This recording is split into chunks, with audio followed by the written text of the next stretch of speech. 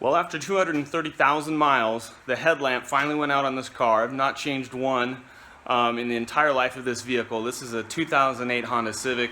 This fix will apply to any 8th generation Hondas. I believe 2006 through 2011. I'll double check that. It will be down on the bottom of the screen somewhere. But anyway, because this car's so old, the headlamps are pretty faded, and I think what I'm going to do is go ahead and change those some point in the future. So I bought the cheapest bulb I could, found it at Walmart for just under $9, and we're just going to slap that thing in there and get this car moving again. It is unfortunately a little bit on the strenuous side in that it'll be a little frustrating to install, but it is something you can do. But I want to tell you why it's frustrating. You'll be able to see real fast. So if we look down here, we can see the headlight right here. That's what I'm pointing at right there. Now, as you can see, we've got all these lines in the way, and it's impossible to get your hand in there. I don't care how skinny your hand is. You'll never be able to unplug and plug a new headlamp back in. So we have to take it from another view.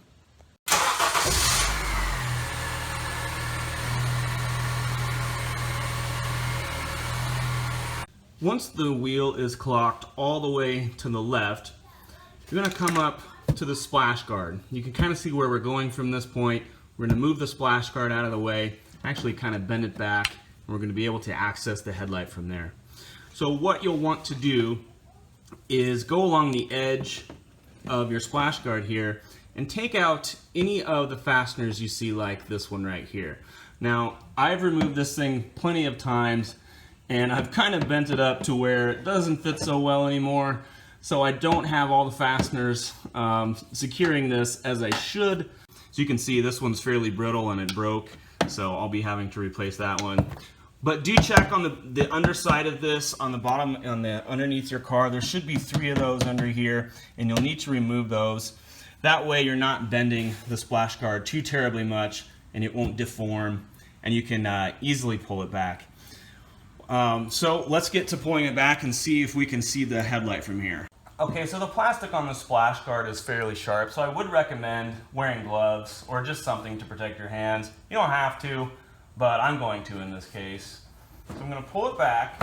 Remember, I've already removed those fasteners. So you can see it gives us a decent amount of room to work. Now, if you can see through there, you can see we'll be accessing the headlight just by sticking our hands through this and detaching it from there. So, okay, you can see the headlight bulb right there, and that is the low beam. You can see it just sitting there. We'll be able to fit our hand in there nicely and remove that. Okay, now for removal, what I'm going to do is take a screwdriver here, find the tab, press it down, and I think that's going to unsnap it, and we'll be able to just pull it off from there. So, found the tab there on the bottom,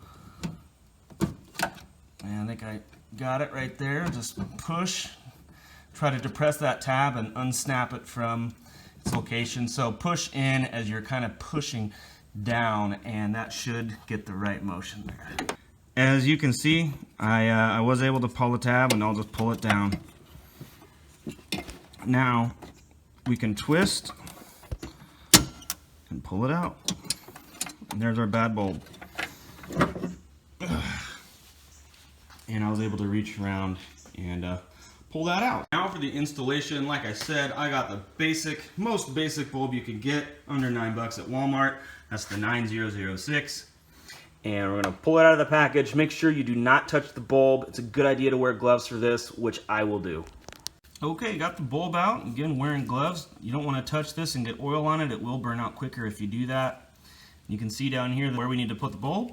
So go back through the fender here. So we'll stick the bulb in, just like that. And you'll just line up the tabs on the bulb and then just spin it to the right. Okay, after lining up the tabs and spinning to the right, you can see we've got the bulb in. Now all we have to do is plug it back in. So again, we'll go from underneath and the fender Find our plug. Should be sitting right there. Just plug it in. That's it. You got the plug on, got the light bulb in. Let's see if it works. Okay, mission success. That was pretty easy actually. Didn't even have to remove the wheel. Just tuck your hand in there.